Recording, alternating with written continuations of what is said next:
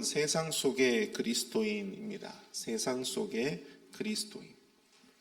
예루살렘에 들어가신 예수님은 성전을 거룩하게 하셨습니다. 성전 안에서 매매하는 자들을 내쫓고 또 상인들의 의자를 둘러 엎으셨습니다. 그리고는 만민이 기도하는 집이 되어야 할 성전을 강도의 소굴로 만들었다고 그들을 비난하셨습니다. 대제사장들과 서기관들은 예수님의 이러한 모습에 회개는커녕 오히려 예수님을 어떻게 죽여야 할까, 그것을 논의하게 됩니다. 예수님에 대한 아주 강한 적의를 가지게 된 이 종교 지도자들은 특별히 오늘 본문에서 어떠한 권위로 내가 그 일을 행하였느냐, 권위의 문제를 들고 예수님을 시험합니다. 오늘 본문에서 그들은 성전을 거니시는 예수님을 향해 이렇게 묻습니다. 본문 28절인데요. 이르되 무슨 권위로 이러한 일을 하느냐? 누가 이러한 일을 할 권위를 너에게 주었느냐? 도대체 무슨 권리로 성전에서 그러한 일을 행하느냐는 것이죠. 형식적으로는 그냥 질문처럼 보이지만 이것을 예수님이 어떻게 대답하시느냐에 따라서 그들은 예수님께 신성모독죄를 뒤집어 씌울 수도 있었고, 또 성전의 지도자들인 자신들의 권위를 무시하고 성전 안에서 그렇게 행패를 부린 예수님의 행동이 자신들의 권위를 모독했다고 그렇게 몰아세울 수도 있었습니다. 예수님은 그들의 그러한 악한 저기를 보시고 오히려 그들에게 역질문을 던지십니다. 요한의 세례가 하늘로부터 온 것인지 혹은 사람으로부터 온 것인지를 물으시게 되는 것이죠. 아마도 그들은 그 질문을 듣고 아차 하는 생각을 하게 되었을 것입니다. 요한의 세례가 하늘로부터 왔다고 한다면 왜 그를 믿지 않았느냐고, 왜 그를 죽였느냐고 할 것이고, 사람으로부터 나왔다고 할 것 같으면 요한을 참 선지자로 믿는 수많은 백성들을 적으로 돌리는 그러한 셈이니 말입니다. 그들은 아무리 서로 의논을 해봐도 마땅히 예수님께 할 말이 없었습니다. 이에 예수님께서 그들에게 이렇게 말씀하시죠. 나도 무슨 권위로 이러한 일을 하는지 너희에게 이르지 아니하리라. 너희들이 말하지 않으니 나도 말하지 않겠다. 예수님은 복음과 메시아를 대하는 세상의 반응을 너무나도 잘 알고 계셨습니다. 특히 종교적인 기득권으로 먹고 사는 자들이 얼마나 이 예수님에 대해서, 이 복음을 전하는 것에 대해서 얼마나 강한 적의를 품고 있는지 그들의 마음의 관계를 모두 꿰뚫고 계셨죠. 그래서 예수님은 그들의 그 악한 심중을, 그들의 악한 반응을 한 가지 비유를 통해서 설명하십니다. 바로 포도원 농부의 비유인데요. 이 비유는 메시아와 복음을 대하는 이 세상의 적나라한 반응들을 잘 보여주고 있습니다. 이는 오늘날 이 세상 속에 거하는 모든 그리스도인들, 복음을 가지고 복음을 전하고자 열심히 노력하는 그 전도인들에게, 그 그리스도인들에게 세상이 어떠한 반응으로 나오는가, 또 우리 그리스도인들이 세상에 대해서 어떠한 생각을 가져야 할지, 그러한 영적인 교훈들을 깨닫게 해주는데요. 오늘 특별히 새벽에는 이 포도원 농부의 비유를 통해서 세상 속에 살아가는 우리 그리스도인들이 깨달아야 할 영적인 교훈들을 몇 가지 살펴보고자 합니다. 첫 번째로 우리가 오늘 본문을 통해서 살펴볼 수 있는, 이 포도원 품꾼의 비유를 통해서 살펴볼 수 있는 영적인 교훈 첫 번째는, 이 세상 속 그리스도인은 주인의 보냄을 받은 자들이다 라고 하는 사실입니다. 세상 속 그리스도인은 주인의 보냄을 받은 자들이었다.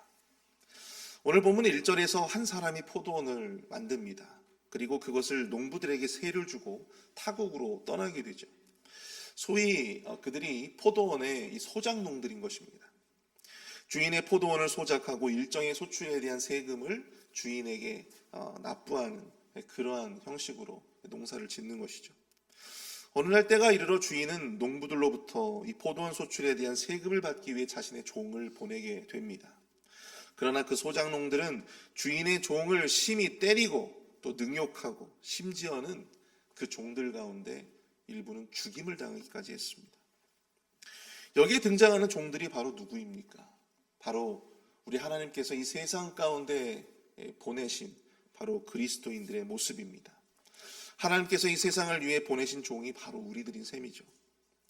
주인이 소작농들에게 세금을 받기 위해 종을 보냈듯이 여러분들 우리 하나님은 이 세상에 당신의 뜻을 이루시기 위해 그리스도인들을 이 세상 가운데 보내신 것입니다.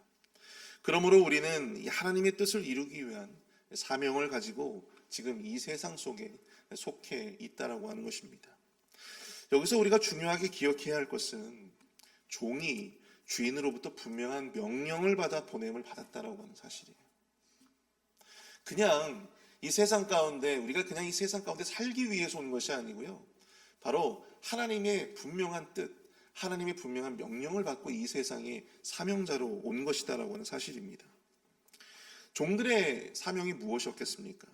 소작농으로부터 포도원 소출에 대한 세금을 주인 대신 받아가는 것입니다. 그냥 거기에 눌러 살라고 해서 간 것이 아니죠. 소작농들로부터 세금을 받아가는 그 주인의 뜻을 위해 그들은 포도원으로 향한 것입니다. 마찬가지로 우리 그리스도인도 그냥 살기 위해서 그냥 저냥 이 모양 저 모양으로 살기 위해서 이 세상에 거하는 것이 아닙니다. 우리가 이루어야 할 사명 또 주님의 뜻이 있다라고 하는 것이죠. 세상 속 그리스도인은 바로 그 뜻을 결코 간과해서는 안 되는 존재들인 것입니다. 그럼 여러분들 우리가 따라야 할, 우리가 이루어야 할, 우리가 하나님 대신에 이 세상에서 이루어야 할 주님의 뜻이 과연 무엇이겠습니까? 사람들에게 세금을 걷는 것입니까? 아니죠. 바로 그리스도를 증거하는 것입니다. 복음을 증거하는 것입니다. 요한복음 17장 18절을 보시면 아버지께서 나를 세상에 보내신 것 같이 나도 저희를 세상에 보내었고 라고 말씀을 하고 있습니다. 하나님이 당신의 독생자를 구원을 위해 이 땅에 보내신 것처럼 우리 주님은 당신의 제자들을 이 세상의 구원을 위해서 이 땅 가운데, 이 세상 가운데 보내셨다라고 하는 사실입니다. 그런데 이 비유를 자세히 보면요, 이 종들을 거듭 보내는 주인의 모습을 한번 자세히 보십시오. 어떻게 보면 이 주인의 모습이 매우 무모해 보입니다. 종들이 소작농들에게 맡기도 하고 또 보내는 족족 이 능욕을 당하고 또 어떤 종들은 죽임을 당하기까지 하는데 왜 계속해서 이 종들을 보내야만 했을까? 그냥 처음부터 그들을 진멸할 군대를 보내었다면 이런 종들의 희생을 막을 수는 있었을 텐데, 종들의 입장에서 한번 생각해 볼까요? 종들의 입장에서 생각해 본다면 여러분들 이 종들이 주인을 대신해서 그 포도원으로 가는 그 길이 그럼 얼마나 지옥 같았을까요?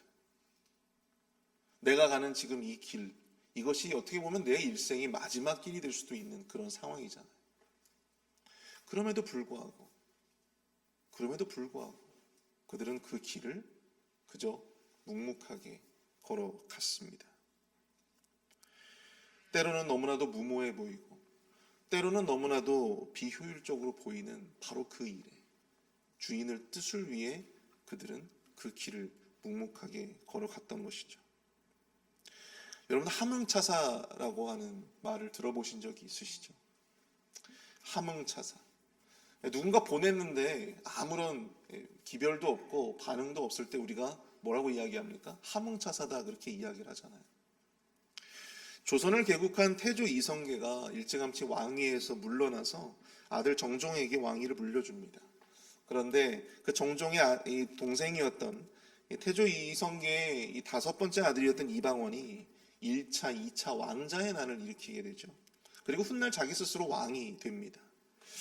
그것을 보고 화가 너무나도 났던 이성계가 한양을 떠나서 옥새를 챙겨가지고 어디로 가요?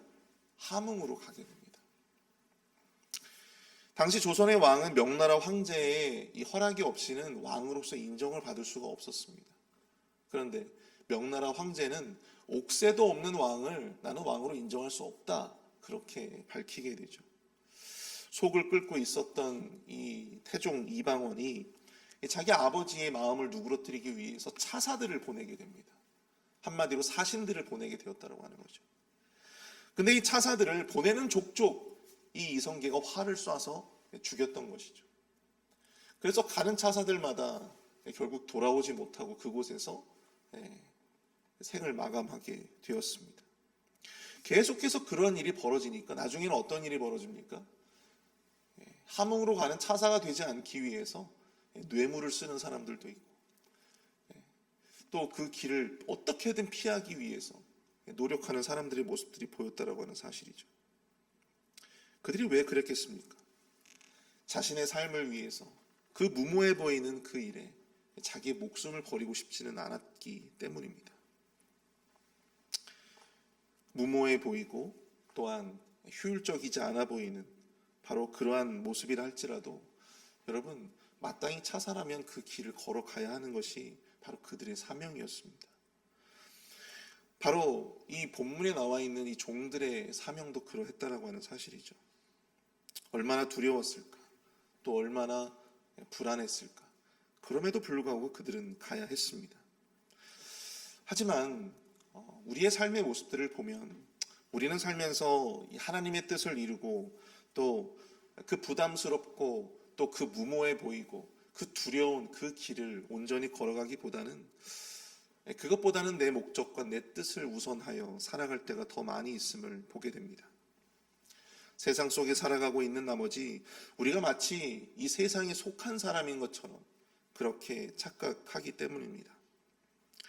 우리는 세상 속에 살고 있으나 결코 이 세상 속에 속한 자들이 아님을 여러분들 꼭 기억하시기를 축복합니다.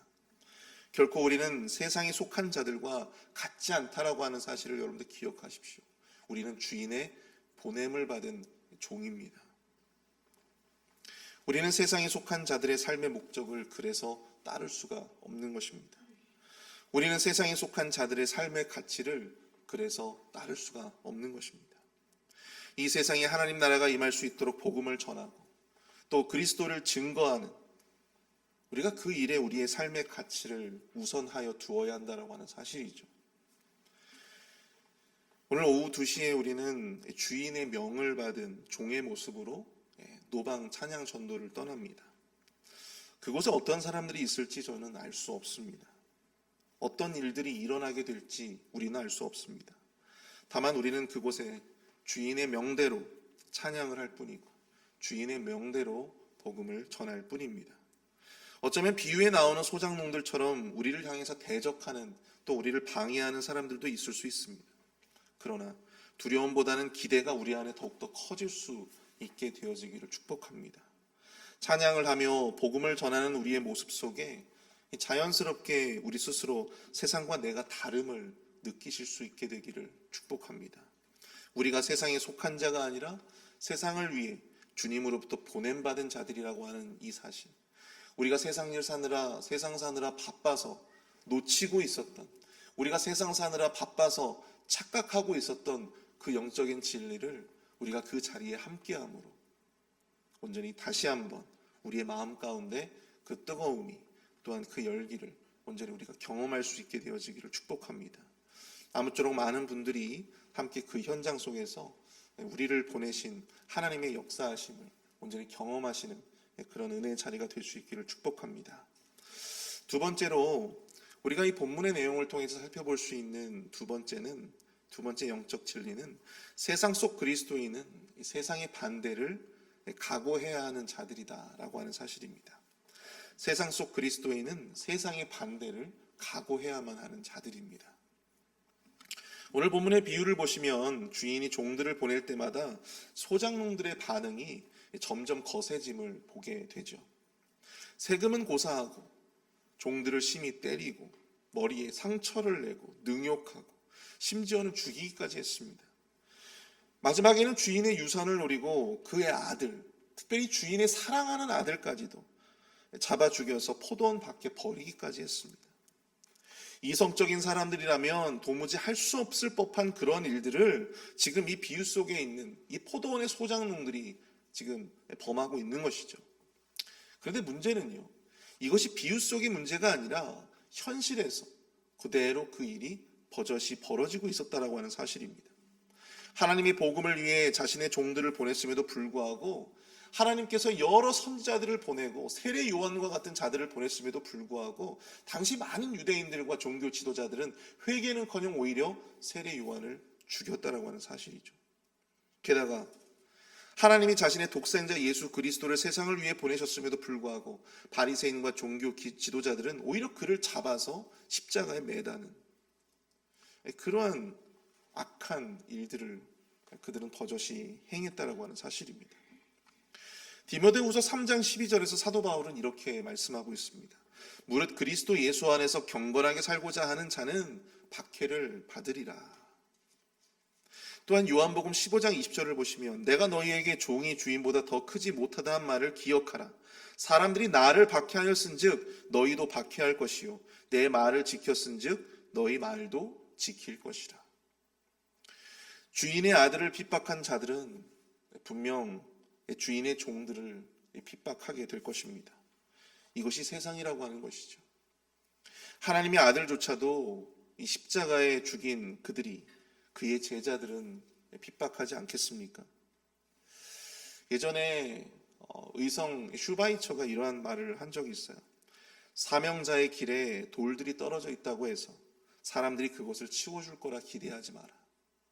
오히려 그들은 그것을 사명자들에게 던질 것이다. 우리가 여기서 생각해 봐야 할 것은 이 세상 속 그리스도인들을 향해 세상은 결코 박수 쳐주지 않는다라고 하는 것입니다.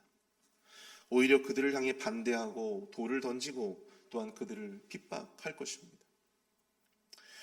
여러분들, 우리는 트러블 메이커가 되고 싶어 하지 않습니다.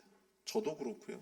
또 여기 앉아 계시는 우리 모든 분들이 트러블 메이커가 되고 싶은 분들은 아마도 한 분도 없을 것입니다.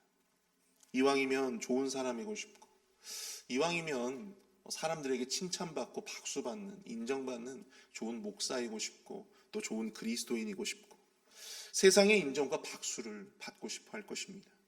저도 그렇습니다. 그러나 때에 따라서 우리는 이 세상에서 트러블 메이커로 살아가야 할 때가 있습니다. 하나님의 뜻대로 또 하나님의 일을 하고자 할 때에 을의 세상의 반대가 있기 마련이죠. 악한 자들의 반대가 있기 마련입니다. 세상에 속한 자들의 반대와 음모 그리고 계략과 폭력을 마주해야 할 때가 있습니다. 어쩌면 그것이 당연한 것인지도 모릅니다. 오히려 세상에서 아무것도 하지 않고 교회에서 아무것도 도전하지 않을 때 우리는 그저 좋은 목사가 될 수 있고 또 좋은 그리스도인이 될 수 있습니다. 그러나 하나님의 뜻을 가지고 변화를 이루어가고자 할 때, 주인의 뜻을 이루어 나아가고자 할 때 우리는 거센 반대에 직면할 수밖에 없다라고 하는 사실입니다. 트러블 메이커가 될 수밖에 없다라고 하는 거예요. 중요한 것은 우리는 그것을 기꺼이 각오해야 한다라고 하는 것입니다. 우리가 좋은 사람이고 싶잖아요. 그런데 우리 주님을 위해서는 우리가 그들에게 나쁜 사람이 될 수도 있다라고 하는 사실입니다. 그것을 우리가 기꺼이 감수해야 한다라고 하는 거예요. 세상 속 그리스도인들에게 반대와 박해는요, 결코 이상한 것이 아닙니다. 일어나야 할 일들이 지금 일어나고 있는 것입니다. 그것 때문에 우리의 삶의 방향을 바꾼다던가 우리의 사역의 방향을 바꾼다던가 위축될 필요가 없다라고 하는 것이죠. 그럼 반대는 지극히 당연한 것입니다. 예수님은 오병이의 기적 이후에 자신을 왕으로 삼고자 하는 이들의 반응을 오히려 이상하게 여기셨습니다. 그래서 서둘러서 그 자리를 피하셨죠. 복음을 들고 나아가는 이 세상 속 그리스도인에게 세상의 인정과 박수가 쏟아진다면 오히려 여러분 우리는 우리 스스로를 돌아봐야 하는 것입니다. 내가 과연 제대로 목회를 하고 있는 건가? 내가 과연 제대로 그리스도인다운 삶을 살고 있는 건가? 내가 과연 이 세상 속의 그리스도인으로서 마땅히 주인의 뜻을 받들어 이 세상 가운데 우리가 살아가고 있는 것인지를 분명히 깨달아야 한다고 하는 것입니다.